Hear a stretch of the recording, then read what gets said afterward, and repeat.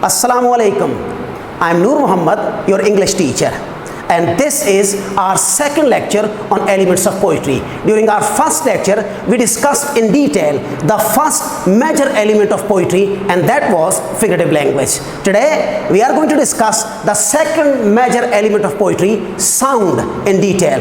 I am going to talk about the role of sound in poetry today. Kids, let me tell you one thing. Experience of language in general is essentially experience of sound. I repeat, experience of language in general is experience of sound. What does it mean? I mean to say that when we communicate, when we speak a language, I am speaking English at the moment, right in front of you. And when we try to speak a language, we are constantly producing speech sounds with the help of our speech organs, tongue, lips, teeth, palate, glottis, and also we call as sound box.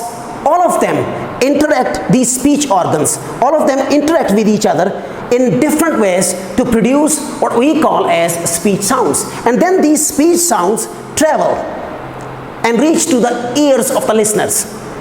And from ears, they reach to the brain. And the brain processes these sounds and decode the message that is carried by these sounds. This is what happens in communication, in the use of language. And this basically is a sound experience. So production of sound by the speech organs and decoding of the sound by the brain, the processing of the sound by the brain. That's what we say as the experience of language is essentially the experience of sound. And it is more so the case with poetry. The relationship of sound with poetry is even more special. The use of sound in poetry as compared and contrasted with the use of sound in daily language is far more striking, is far more heightened, is far more special. Poetry does not only make use of the speech sounds, what we call as sounds like these. Poetry also makes use of a variety of other sounds or different varieties of sounds. Poets exploit sounds in different ways to produce the desired auditory impact upon the readers or upon the listeners. They make use of rhythm, they make use of stressed syllables, stressed sounds, unstressed sounds. They make use of what we call as intonation, the rise and the fall of voice, sound, and also pauses. So many different ways are employed by the poets to make use of sounds. And these sounds, when they are employed by the poets in their poetry, they can sometime cast a spell upon the listener. They can cast a spell upon the reader. They have special magic-like effect.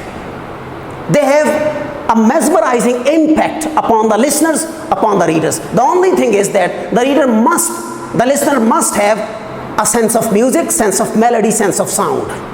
And that is something, I believe, natural. You are born with a sense of music. You cannot actually really acquire sense of music that much. So, poetry, I've just told you, makes use of sound in all sorts of ways to create a special impact. That's why I say that the relationship of the sound with poetry is even more special, is even more striking as compared to the use of sound in daily language. Let me give you one or two examples. I'm going to quote two Urdu poems, and I would just like you to listen to me quite carefully. I just want you to experience the sound in poetry and try to understand what is the impact of sound in poetry. One poem is by Faiz Ahmad Faiz, I've deliberately opted for an Urdu poem rather than English poem, remember. Because English rhythm, English stressed and unstressed syllables are very alien, are quite different for Pakistani speakers. Pakistani language speakers, like Urdu speakers, like Hindi speakers, like Pashto speakers, Punjabi speakers, they are very different. That's why I have decided to read out two poems, one by Faiz Ahmad Faiz, the other one by a short piece, not the full poem, by Noor Mim Rashid. You know, Faiz Ahmad Faiz, let me give you a little background of the poem. Faiz Ahmad Faiz came from Russia back to home, and then he was taken by police. He was arrested by police from his home, and he was asked to sit on a carriage which is driven by a horse, which we call as a tanga. And you know that basically tanga is an open carriage, and when somebody is sitting on tanga, anybody around can observe. And Faiz Ahmad Faiz was arrested by the police, and he was asked to sit on a tanga by the policeman. And clearly remember, it was ignominy for the poet. It was a source of what I should call as dishonor for the poet, that he was asked to handcuff, he said, on the tanga, and he was taken to the jail. And all the people in the streets and bazaar, they were looking at Faiz Ahmad Faiz. Clearly, nobody likes that. The poet later on, inspired by this incident, he composed a poem. About this incident, let me read out that poem for you. Listen to me quite carefully. Give me your ears, please, because I want you to experience the sound of poetry. And the poem goes like this. Chashme nam jaane shori da kafi nahi. Chashme nam jaane shori da kafi nahi. तोहमते इश्क पोशीदा काफ़ी नहीं. आज बाज़ार में पाबजोला चलो. पाबजोला shackled, chained, जंजीरों में. चश्मे नम, listen to me quite carefully. चश्मे नम जाने शोरीदा काफ़ी नहीं. तोहमते इश्क पोशीदा काफ़ी नहीं. आज बाज़ार में पाबजोला चलो. मस्त रक्सां चलो, दस्त अफशां चलो. हाथ बरसर चलो, हूँ बदामा चलो. राह तकता है सब शहर जाना चलो.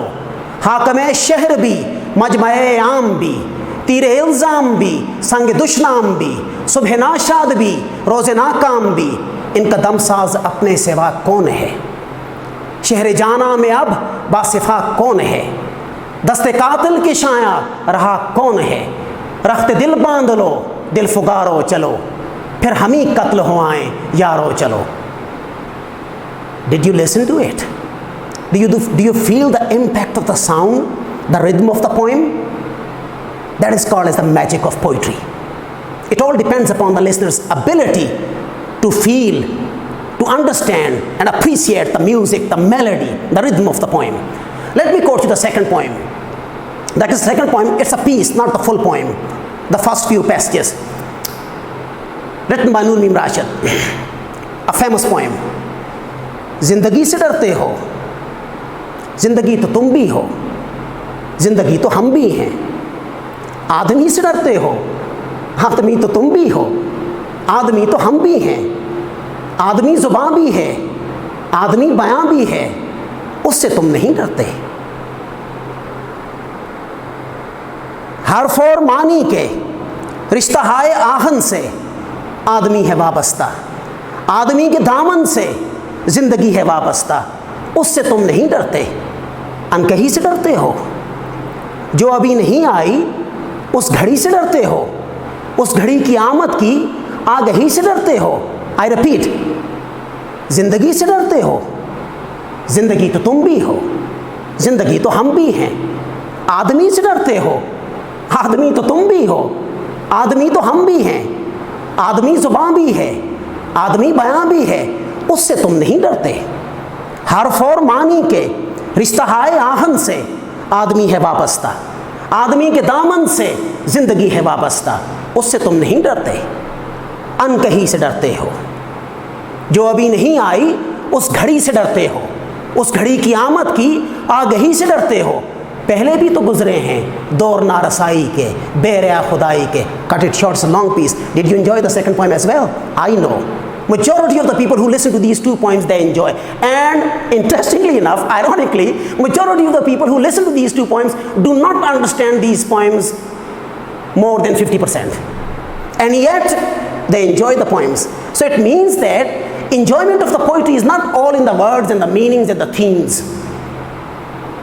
It's the auditory impact. It's the impact of sound that can grip you, that can strike your heart, touch your soul, stir your spirit, and can sweep you off the feet. That is the magic of poetry carried by sound. And this is something that I'm going to today talk about. How do poets mesmerize their readers with the help of sound and different sound devices and different techniques, sound techniques, with the help of which they impress, they cast a spell upon the audience, upon the readers. That's our lecture today. And what are the different ways? What are the different ways? What are the important techniques? What are the important devices that are used to exploit sound for a special effect upon the readers or the audience?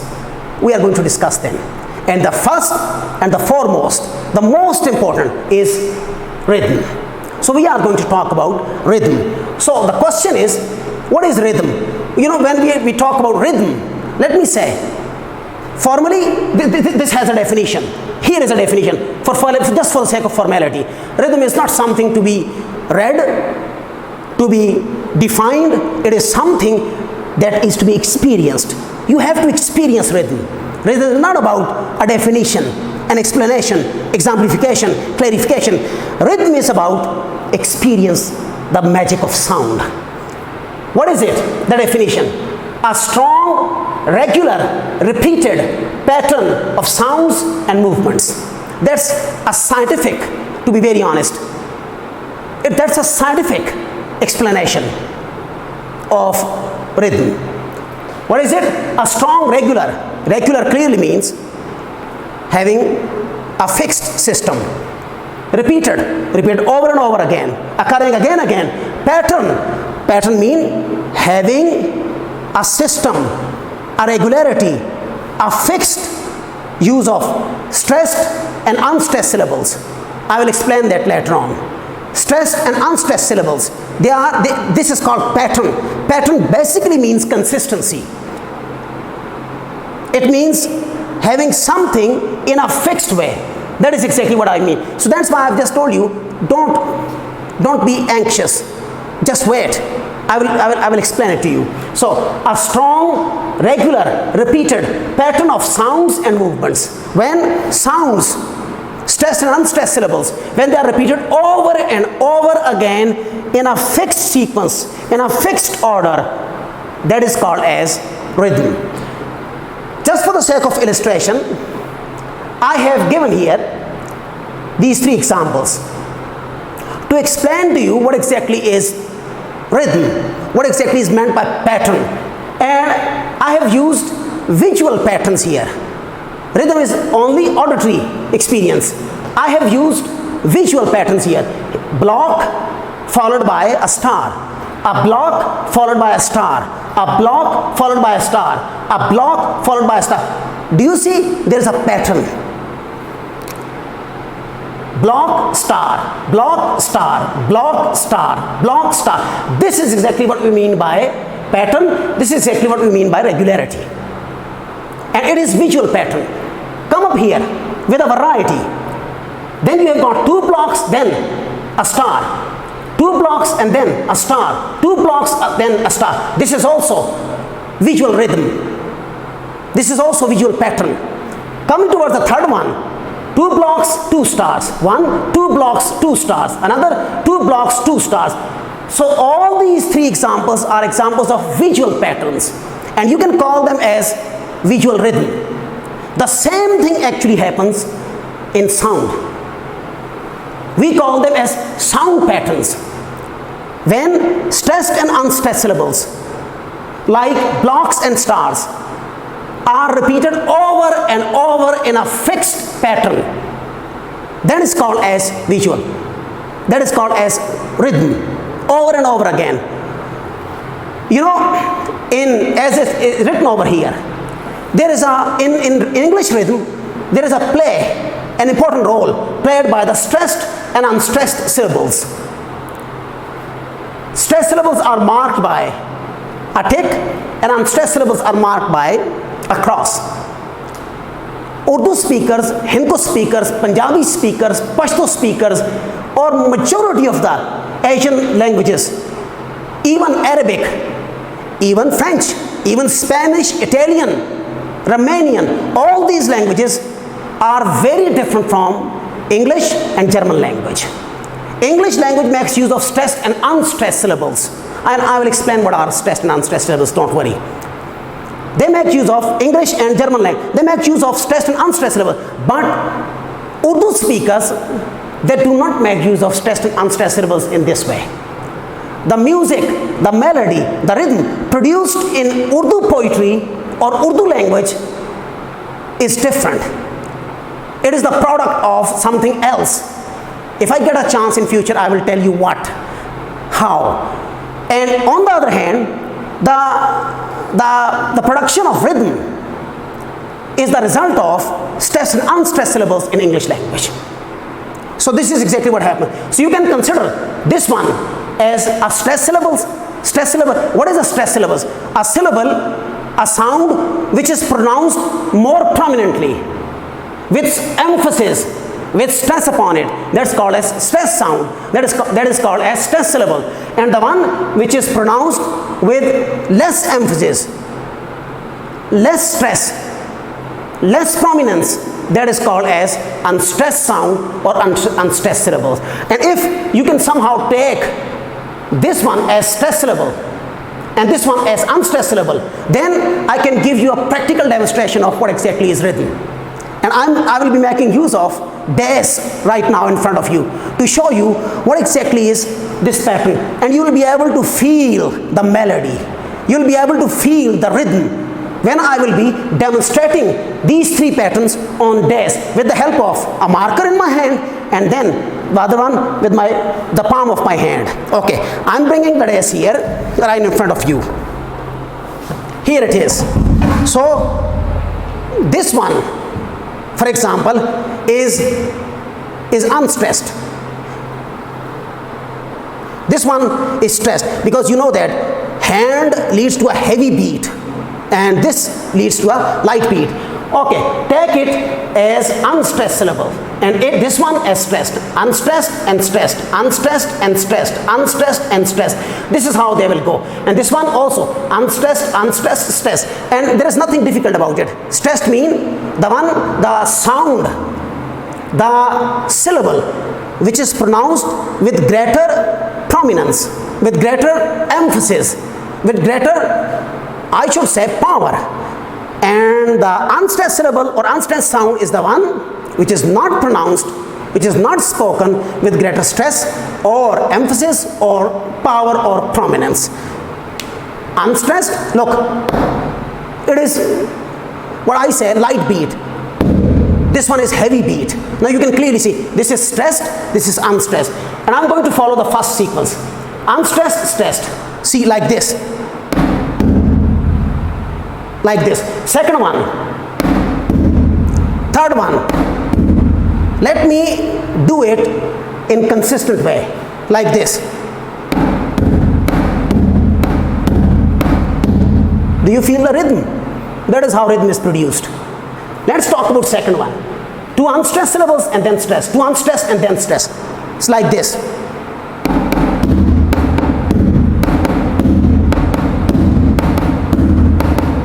See, that's rhythm. The beating of the drum is also the same, you know. And the third one, two unstressed syllables and two stressed. They go on like this. For example,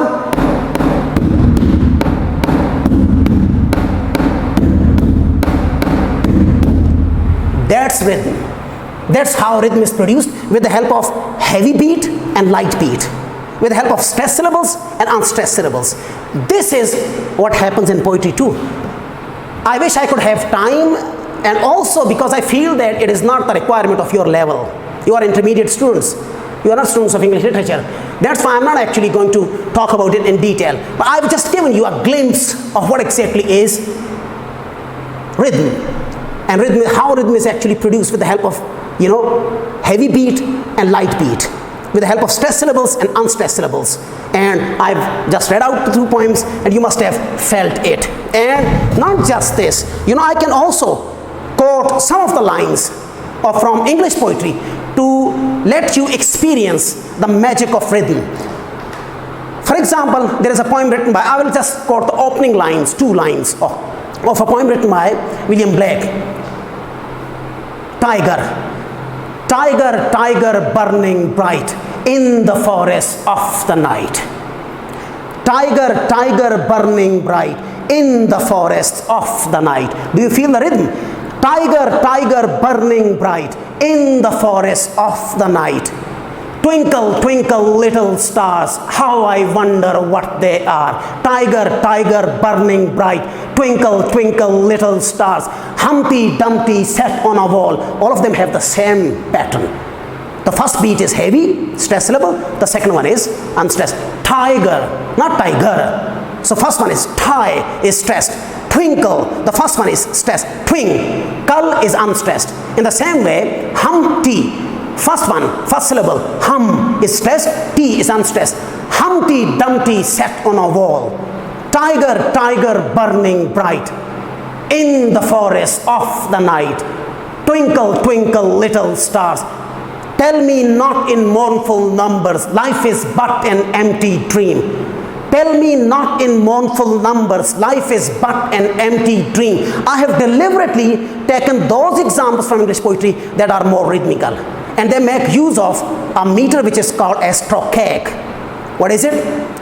Just don't worry about that. The poets make use of iambic meter, trochaic meter, anapaestic meter, declic, spondy, pyrrhic. These are the 6 major meters that are exploited by the poets to produce sound impact, to produce rhythm.